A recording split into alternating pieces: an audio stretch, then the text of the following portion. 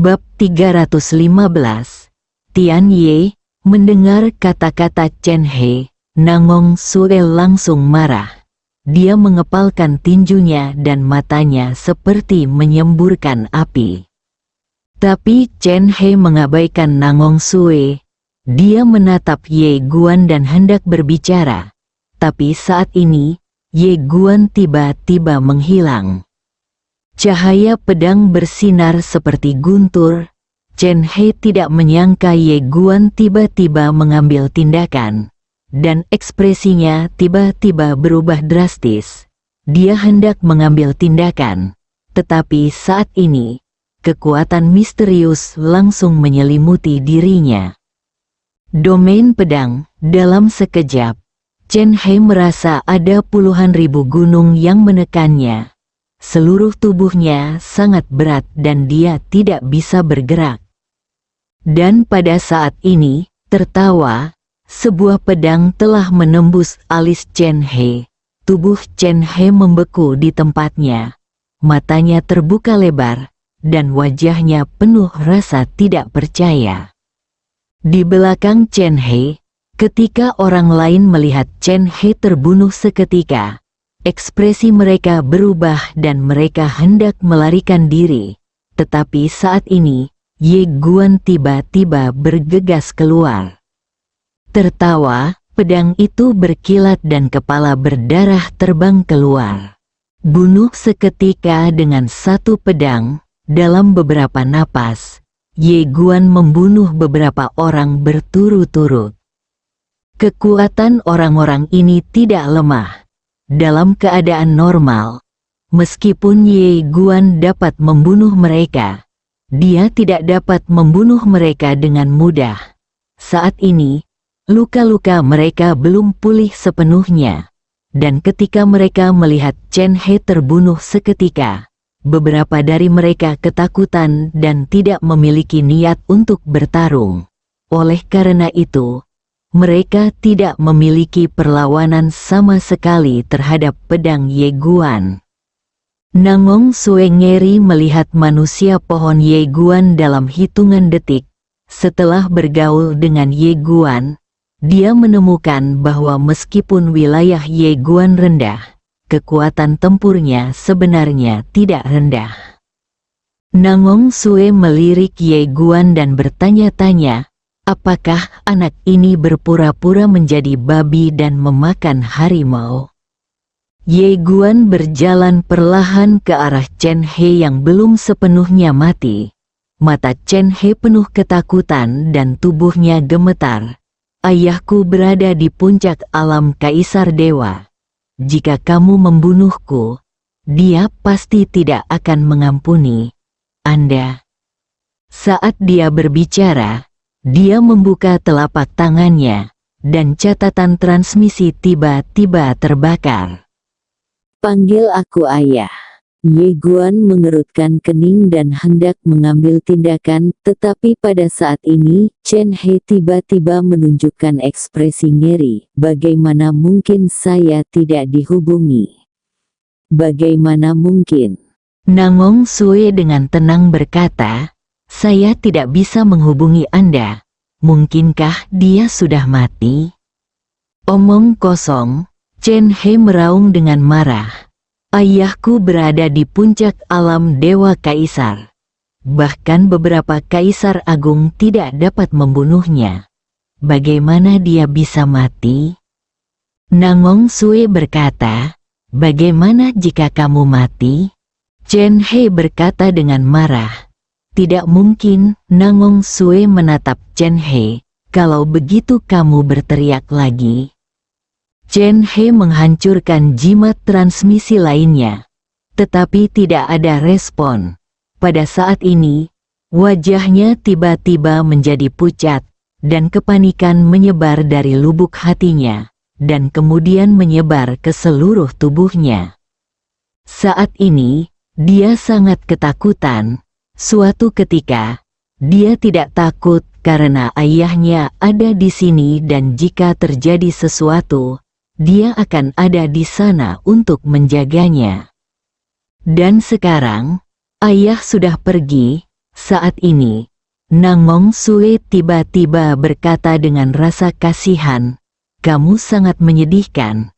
Kamu tidak memiliki ayah di usia yang begitu muda."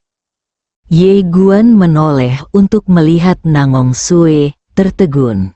Ketika dia melihat Ye Guan, Nangong Sue menyadari bahwa dia telah melakukan kesalahan, dan wajah cantiknya tiba-tiba memerah. Ekspresi Chen He membeku, dan ketika dia hendak berbicara, Nangong Sue tiba-tiba meninju ke depan. Ledakan, Chen He langsung terhapus. Nangong Sue bertepuk tangan, matanya penuh rasa jijik. Membunuh orang seperti ini benar-benar membuat tanganku kotor. Setelah mengatakan itu, dia menatap Ye Guan. Rasa jijik di wajahnya tiba-tiba berubah menjadi senyuman. "Tuan Ye, ayo pergi." Ye Guan mengangguk. Oke. Saat dia mengatakan itu, dia menyingkirkan cincin Na dari beberapa orang di lapangan. Ada lebih dari 10 juta yuan spiritual di cincin Na. Meski tidak seberapa baginya sekarang, sekecil apapun dagingnya, tetap saja daging. Jadi siapa yang mengira itu terlalu banyak uang? Ye Guan tidak mengambil semuanya untuk dirinya sendiri, dan memberikan setengahnya kepada Nangong Sue. Nangong Sue menolak pada awalnya. Tetapi melihat Ye Guan bersikeras, dia hanya bisa menerima 5 juta roh yuan sambil tersenyum. Sekitar 1 jam kemudian, Ye Guan mengikuti Nangong Sue ke negara bagian kutub barat. Begitu dia memasuki negara bagian kutub barat, Ye Guan melihat kesengsaraan guntur yang tak terhitung jumlahnya dari waktu ke waktu. Itu muncul begitu saja untuk Anda, dan itu sangat memusingkan. Pada saat ini, Nangong Sue tiba-tiba menarik lengan Ye Guan, "Ikutlah denganku." Karena itu, dia memimpin Ye Guan menuju kejauhan. Ye Guan menemukan bahwa tidak ada sambaran petir dimanapun dia dan Nangong Sue lewat. Bahkan jika sesekali terjadi badai petir, Nangong Sue dapat menghindarinya dengan sempurna bersamanya. Ye Guan terkejut dan hendak bertanya. Tetapi pada saat ini, Nangong Sue tiba-tiba tersenyum dan berkata, "Kami telah hidup dengan kesengsaraan guntur ini begitu lama dan telah menemukan aturannya. Berdasarkan aturan tersebut, setiap orang dapat hidup dalam damai. Tentu saja, ada pengecualian. Terkadang, mereka tidak begitu stabil dan akan bertindak secara acak." Ye Guan tersenyum tipis. Sungguh sulit untuk bertahan hidup di sini. Nangong Sue hendak berbicara ketika ruang dan waktu tidak jauh di depan kedua orang itu tiba-tiba terbelah. Dan kemudian seorang lelaki tua keluar dengan cepat. Melihat lelaki tua itu, Nangong Sue berkata dengan cepat, "Paman ketiga." Setelah lelaki tua itu keluar, dia melirik ke samping Ye Guan, lalu menatap Nangong Sue, dan berkata sambil tersenyum, "Aku kembali." Nangong Sue mengangguk, lalu menjelaskan sambil tersenyum, "Paman ketiga, izinkan saya memperkenalkan Anda. Ini Tuan Muda Ye, teman yang baru saja saya temui." Mendengar ini, lelaki tua itu memandang ke arah Ye Guan dan bertanya, "Tapi klan Ye di Antartika Tiongkok?" Ye Guan menggelengkan kepalanya, "Tidak, oh." Orang tua itu melirik ke arah Ye Guan, lalu mengalihkan pandangannya dan menatap ke arah Nangong Sue. "Ayahmu memintaku untuk menjemputmu, ayo pergi." Nangong Sue mengangguk, lalu menatap Ye Guan, "Ayo pergi." Ye Guan mengangguk. Oke, orang tua itu melirik Ye Guan lagi. tapi tidak menolak. Segera, mereka bertiga datang ke klan Nangong. Klan Nangong terletak jauh di pegunungan. Saat memasuki pegunungan, Ye Guan menemukan bahwa ada formasi misterius yang tak terhitung jumlahnya di atas pegunungan yang luas. Setelah beberapa saat, mereka bertiga tiba di istana Nangong. Ye Guan diatur oleh Nangong Sue untuk tinggal di halaman. Ketika dia kembali ke dekan, Ye Guan memasuki ruangan, menutup pintu, dan kemudian memasuki menara kecil. Untungnya, bibinya tidak menyegel fungsi menara kecil itu padanya. Setelah memasuki menara kecil, Ye Guan segera mengeluarkan teknik boneka dewa kuno dan mulai mempelajarinya. Setelah menghabiskan hampir 1 hari, dia akhirnya mempelajari teknik boneka dewa kuno secara menyeluruh. Namun, ketika harus menyempurnakan boneka dewa, dia merasa itu sangat sulit. Ada begitu banyak bahan berbeda yang dibutuhkan. Tidak hanya jumlahnya yang banyak, namun setiap material sangatlah berharga dan tak ternilai harganya. Ye Guan tiba-tiba mendapat masalah. Jika dia berada di Guangxuan Universe, tentu saja dia tidak perlu mengkhawatirkan materinya. Tetapi di sini, sebenarnya tidak terlalu sulit baginya untuk mengumpulkan semua materi. Tentu saja, dia juga tidak berniat menyerah. Karena kekuatan boneka kaisar ini, ia sangat terharu, sehingga ia memutuskan untuk mengupgrade boneka kaisar setengah langkah menjadi kaisar terlebih dahulu. Ye Guan menyingkirkan boneka ilahi kuno, dan berkata dengan lembut, "Sepertinya kita harus meminta bantuan Nona Nangong Sue dalam masalah ini." Setelah mengatakan itu, dia berdiri dan meninggalkan menara kecil. Begitu dia keluar, Ye Guan melihat Nangong Sue. Saat ini, Nangong Sue mengenakan gaun seputih salju, dan kecantikan yang tiada taraf. Namun saat ini, wajah cantiknya tertutup lapisan es. Ye Guan berjalan ke arah Nangong Sue dan bertanya, "Nona Nangong Sue, ada apa denganmu?" Nangong Sue sedikit menundukkan kepalanya, tampak murung dan diam. Ye Guan sedikit terkejut. "Nona Nangong Sue, kamu?" Nangong Sue berkata dengan lembut, "Kita sebaiknya tidak kembali." Ye Guan bertanya, "Ada apa?" Nangong Sue mengangkat kepalanya dan menatap Ye Guan. "Orang-orang dari klan salju yang baru saja datang dari Tiongkok Arktik ingin menikah dengan klan Nangong kami. Ayah dan saudara perempuan saya setuju." Pernikahan? Ye Guan terdiam. Dia tahu bahwa klan besar suka memainkan trik ini. Bagaimanapun juga, itu adalah aliansi yang kuat. Dalam hal ini, sebagai orang luar, tidak nyaman baginya untuk mengatakan apapun. Nangong Sue tiba-tiba bertanya, "Apa pendapatmu tentang pernikahan seperti ini?" Mendengar pertanyaan Nangong Sue, Ye Guan tersenyum dan berkata, "Menurutku begitu, kamu tetap harus bersama orang yang kamu sukai, tanpa perasaan. Meskipun kedua belah pihak bersama, itu hanya akan menyakiti kedua belah pihak." Nangong Sue tiba-tiba tertawa, "Menurutku juga begitu." Konyol, pada saat ini, suara dingin tiba-tiba terdengar dari samping.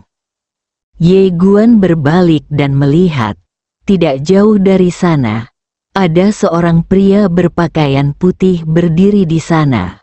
Pria itu berpakaian putih dan berpenampilan tampan. Dia memegang kipas lipat. Dia anggun dan anggun. Meskipun dia tidak sebaik Ye Guan, dia tidak jauh tertinggal. Melihat pria berbaju putih itu, wajah Nangong Sue langsung menjadi gelap, dan senyumannya menghilang tanpa bekas dalam sekejap. Pria berbaju putih berjalan ke arah Ye Guan. Dia menatap Ye Guan tanpa ada rasa permusuhan yang tersembunyi di matanya. Apakah kamu tahu apa itu pernikahan antar keluarga besar? Ye Guan mengangguk, gabungkan kekuatan untuk memaksimalkan kepentingan kedua belah pihak. Pria berbaju putih itu mencibir, karena kamu mengetahui hal ini, mengapa kamu mengatakan hal bodoh seperti itu? Berbicara tentang ini, dia tiba-tiba mencibir, dapat dimengerti. Saya mendengar Nangong Yun berkata bahwa Anda adalah seorang kultivator biasa, Jadi tentu saja Anda tidak memahami betapa pentingnya pernikahan antar klan besar. Ye Guan berkata dengan jujur, keluarga kami tidak membutuhkan pernikahan.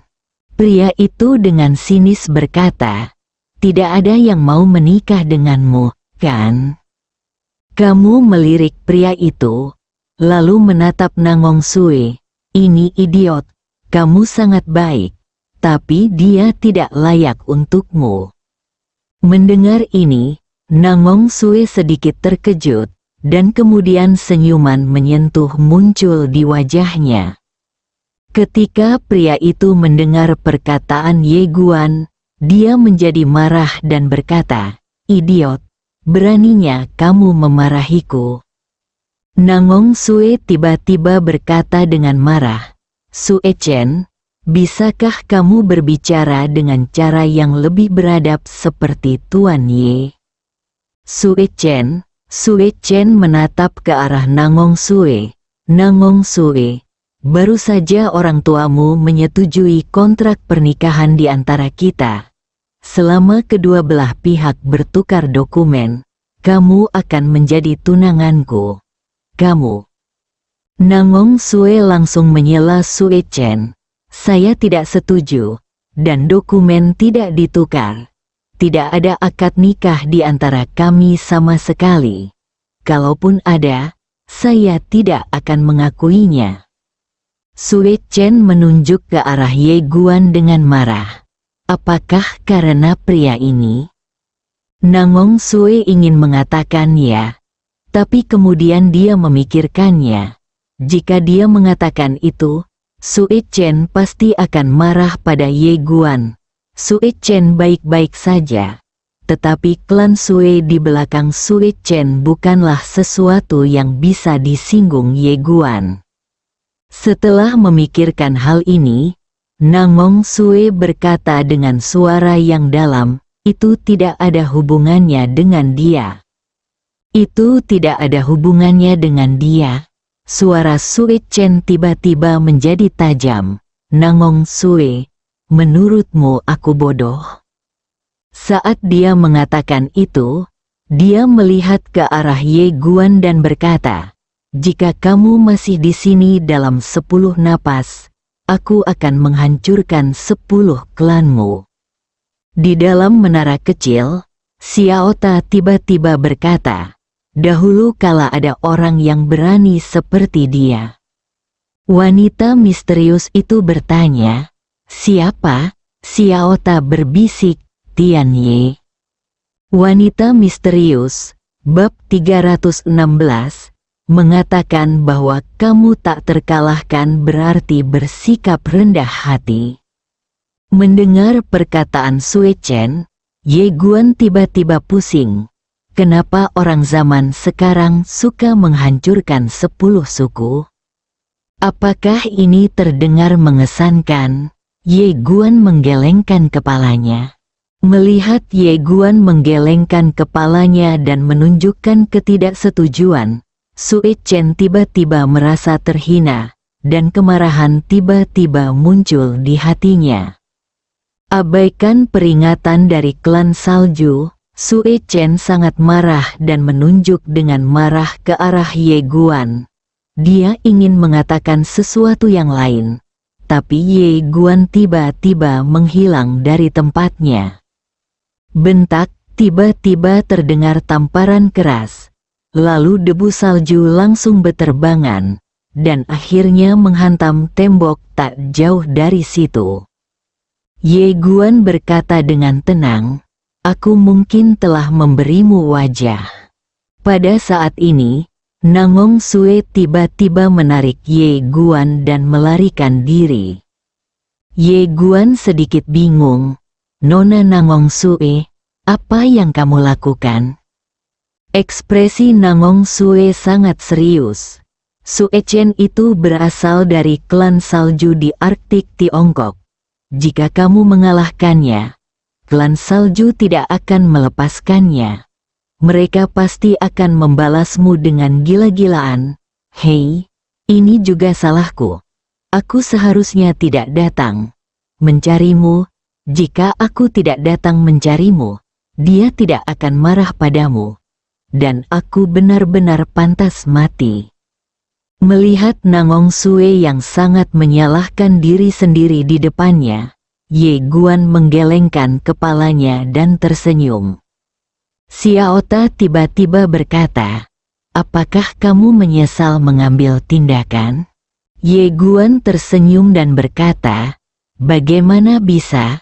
Saya sebenarnya tidak ingin terlibat dalam urusan orang lain. Tapi bagaimana jika saya terlibat?" Wanita misterius itu tiba-tiba tertawa dan berkata, "Oke, benar. Laki-laki harusnya lebih mendominasi. Lalu bagaimana jika mereka terlibat?" Ye Guan tertawa dan hendak berbicara. Pada saat ini, lusinan aura kuat tiba-tiba datang dari segala arah, dan kemudian mengelilingi Ye Guan dan Nangong Sue.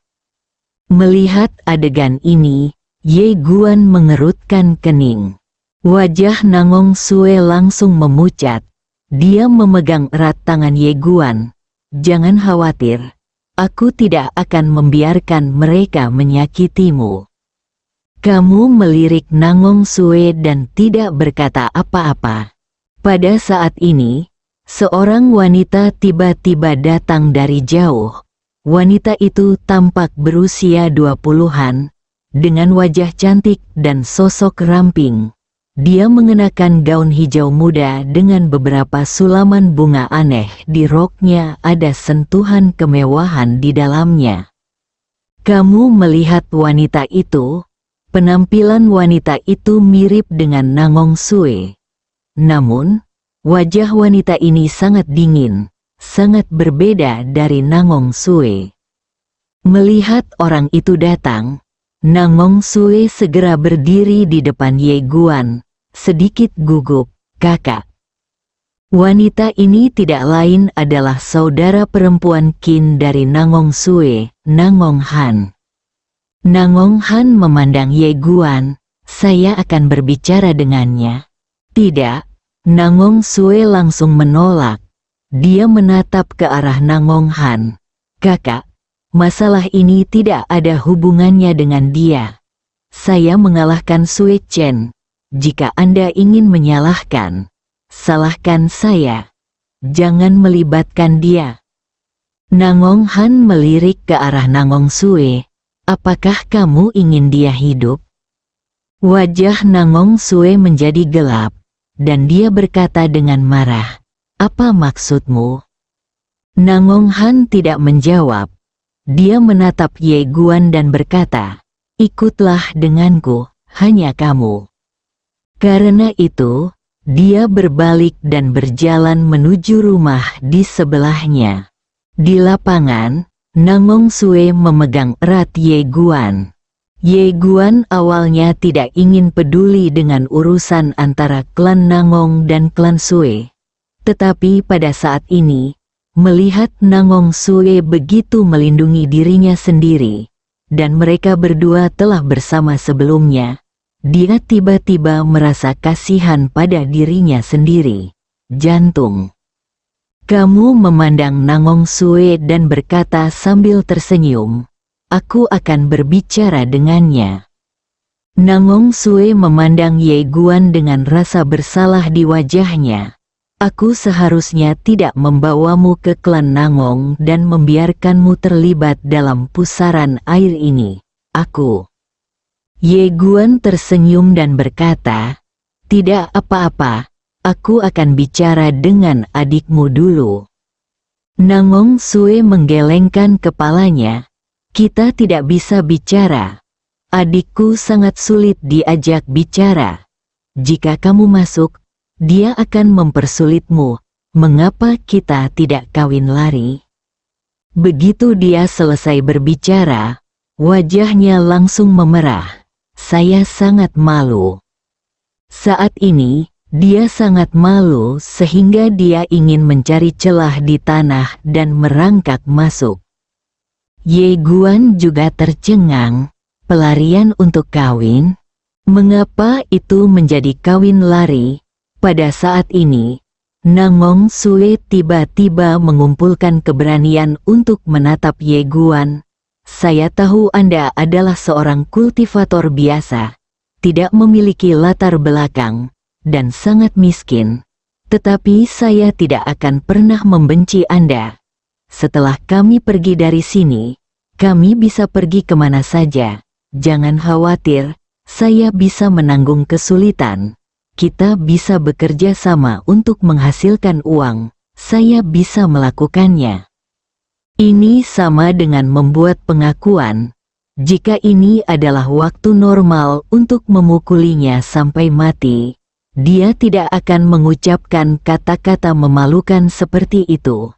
Tapi sekarang berbeda. Dia tahu jika dia tidak pergi sekarang, dia akan menjadi pion dalam pernikahan klan Nangong. Dia tidak ingin menjadi alat pernikahan. Setelah selesai berbicara, meskipun dia masih sangat pemalu dan tangannya gemetar, dia mengumpulkan keberanian untuk melihat langsung ke arah Ye Guan. Mendengar perkataan Nangong Sue, Ye Guan tiba-tiba terdiam. Dia secara alami memahami pikiran wanita di depannya, dan dia tidak menyangka bahwa setelah hanya bergaul dalam waktu yang sangat singkat, wanita di depannya memiliki ketertarikan padanya, yang tidak benar. Mungkin dia hanya tertarik padanya, sedikit kasih sayang padanya. Setelah membaca ini, Ye Guan berhenti memikirkannya dan berkata sambil tersenyum, "Jangan khawatir, saya akan pergi dan berbicara dengan adikmu dulu. Jangan khawatir, saya seorang sarjana. Keluarga saya telah belajar selama beberapa generasi. Kami berasal dari keluarga terpelajar. Keluarga adalah yang paling masuk akal." Xiaota, Nangong Sue menggelengkan kepalanya berulang kali. "Kamu tidak tahu, kakakku juga menyukai seorang pria saat itu. Tetapi dia diputus oleh orang tuaku. Oleh karena itu, dia sangat ekstrim sekarang. Jika kamu masuk, dia akan melakukan segala kemungkinan untuk mempermalukanmu."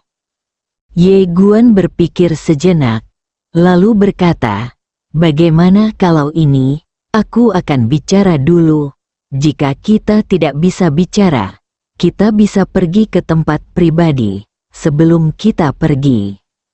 Setelah mengatakan itu, dia tiba-tiba berkeringat dingin dan hampir salah mengatakan bahwa dia kawin lari.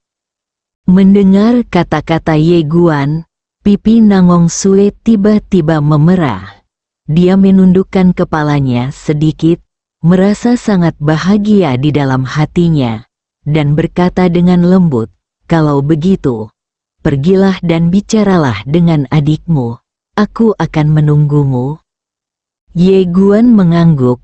"Oke." Setelah mengatakan itu, dia berbalik dan berjalan menuju rumah di kejauhan. Di dalam Xiaota tiba-tiba berkata, "Mengapa lelaki kecil ini begitu populer di kalangan perempuan? Aku benar-benar tidak mengerti. Wanita misterius itu berkata, tidakkah menurutmu dia tampan? Xiaota berkata, menurutku dia tidak terlalu tampan. Wanita misterius itu berkata, apakah kamu buta? Xiaota, wanita misterius itu berkata, kakak tertuaku sering menggambarkan banyak pria cantik di buku-bukunya. Tapi menurutku mereka tidak setampan pria kecil ini. Jika dia bukan pengintip alam semesta, dia mungkin bisa akur dengan kakak perempuanku yang tertua. Xiaota tiba-tiba berkata, katakan padaku, mungkinkah si kecil ini akan mengalami sesuatu pada kakak perempuan tertuamu di masa depan? Wanita misterius itu berkata, mengapa kamu mempunyai pemikiran seperti itu? Setelah Xiaota terdiam beberapa saat, dia berkata, saya telah mengikuti 3 generasi, dan rutinitas seperti ini sering muncul di 2 generasi pertama. Saya tidak yakin dengan kehidupan ini, karena terkadang rutinitas dalam hidup ini sedikit berbeda, dan aku tidak yakin. Wanita misterius itu berkata, menurutku itu tidak mungkin, karena kakak perempuan tertua adalah orang yang suka mengejar karir dan tidak suka berhubungan dengan laki-laki. Setelah mengatakan ini, dia berhenti sejenak dan kemudian berkata, saya malu. Setelah lama mengikutimu Xiaota, saya telah mengembangkan kebiasaan menggunakan kata-kata yang buruk. Menara kecil, wanita misterius itu berkata lagi, tapi Xiaota bertanya, apa? Wanita misterius itu berkata, saat kami berempat bersaudara berada di desa batu, kami semua bersumpah bahwa mulai sekarang kami akan hidup dan mati bersama. Kami tidak akan pernah menikahi siapapun seumur hidup kami. Jika kami melakukannya, kami akan menikahi orang lain. Setelah Xiaota terdiam beberapa saat, dia berkata, kalian sangat pandai bermain.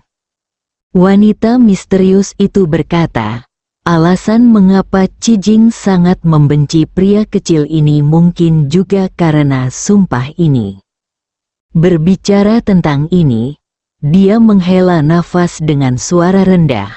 Hal yang sama berlaku untuk Bawan, yang sebenarnya memaksakan dirinya padaku ketika aku tidak memperhatikan. Dia sendiri merasa nyaman, tapi itu menyebabkan kesengsaraan bagi kami bertiga. Meskipun lelaki kecil ini tinggi, memang benar. Tapi, oh, kamu hanya sebuah menara. Kenapa aku harus memberitahumu ini? Xiaota, setelah Ye Guan memasuki ruangan, dia melihat Nangong Han dan Nangong Hong duduk di kursi, menatapnya. Ye Guan berpikir sejenak, dan kemudian memutuskan untuk bersikap masuk akal terlebih dahulu. Saat dia hendak berbicara, Nangong Han tiba-tiba berkata, saya mendengar dari saudara laki-laki saya bahwa Anda adalah seorang kultivator biasa. Ye Guan Dao, tidak juga. Nangong Han menatap Ye Guan, tidak juga. Ye Guan mengangguk, keluargaku memiliki akademi dan kamar dagang, dan itu cukup bagus. Nangong Han tiba-tiba berdiri. Dia berjalan perlahan ke arah Ye Guan dan menatap Ye Guan. Terus terang, aku benar-benar membencimu. Ye Guan sedikit mengernyit. Nangong Han berkata, kamu adalah anak muda yang belum pernah melihat dunia. Hatimu setinggi langit. Kamu tidak memiliki pengetahuan diri. Kamu tidak tahu siapa yang dapat kamu sentuh dan siapa yang dapat kamu sentuh, tidak menyentuh. Saat ini, apa identitasmu sebagai saudara perempuan? kualifikasi apa yang kamu miliki untuk bersamanya?" Saat dia mengatakan itu, dia menggelengkan kepalanya sedikit. "Kamu mungkin berpikir apa yang saya katakan tidak menyenangkan, tetapi kenyataannya, dengan bersamanya, kamu tidak hanya merugikan dirimu sendiri, tetapi juga dia." Ye Guan berpikir sejenak lalu berkata, "Menurutku identitas dan latar belakang itu penting. Tapi kita tidak boleh mengukur seseorang berdasarkan identitas dan latar belakang. Karena baik atau buruknya seseorang tidak ditentukan oleh uang dan status. Selanjutnya, menurutku usaha pribadi adalah yang paling penting. Hanya jika Anda unggul barulah Anda bisa benar-benar unggul. Adapun keunggulan orang tua Anda, itu urusan mereka." Nangong Han mencibir, "Kamu sangat naif." Ye Guan terdiam. Nangong Han menambahkan, "Dengan segala hormat, orang-orang seperti Anda berada di bawah dunia dan tidak akan pernah memahami pentingnya latar belakang dan dukungan keluarga. Anda secara naif berpikir bahwa orang dapat menaklukkan langit, namun Anda tidak mengetahuinya. Idemu ini sangat bodoh. Aku terlalu malas untuk menjelaskan secara detail padamu. Itu hanya membuang-buang waktu. Masyarakat akan mengajarimu apa itu kenyataan di masa depan. Langsung saja ke intinya. Kamu bisa mewujudkannya. Sebuah harga." Ye Guan sedikit terkejut. "Harganya?" Nangong Han melirik ke arah Ye Guan, membuka telapak tangannya, dan menerbangkan sebuah cincin di depan Ye Guan. "Tinggalkan adikku, 3 juta yuan spiritual. Apakah itu cukup?" Ye Guan terdiam, yang agak menghina. "Tidak cukup?" Nangong Han mencibir, "Nafsu makanmu besar, 5 juta. Dengan mengatakan itu, cincin lain terbang ke Ye Guan. "Jika menurutmu ini mempermalukanmu, maka itu memalukan." Ye Guan melihat kedua cincin di depannya, sedikit terkejut. Nangong Han tiba-tiba berkata lagi, "Melihat ekspresimu, kamu sepertinya terkejut. Kenapa? Kamu belum pernah melihat uang sebanyak itu, atau kamu tidak pernah dipermalukan seperti ini?" Ye melirik ke arah Nangong Han dan berkata, "Saya mengerti maksud Anda. Anda ingin memberitahu saya bahwa latar belakang keluarga saya terlalu berbeda dari klan Nangong Anda dan saya tidak layak untuk klan Nangong Anda." Nangong Han menatap Ye Guan. "Ya, karena itu, dia mengeluarkan cincin lain dan melemparkannya ke depan Ye Guan. 10 juta roh yuan, menurutku itu sudah cukup." Ye Guan menggelengkan kepalanya dan tersenyum, tapi tidak berkata apa-apa. Cahaya dingin melintas di mata Nangong Han. "Aku bisa saja membiarkanmu menghilang secara diam-diam dari dunia ini. Tapi aku tidak ingin merusak hubungan antara saudara perempuan kita karena kamu. Jadi ambillah uang itu dan segera pergi. Mungkin kamu masih bisa. Simpanlah. Ambil nyawamu sendiri." Ye Guan berpikir sejenak dan kemudian berkata, "Nak, aku ingin berbicara baik denganmu sebagai orang biasa.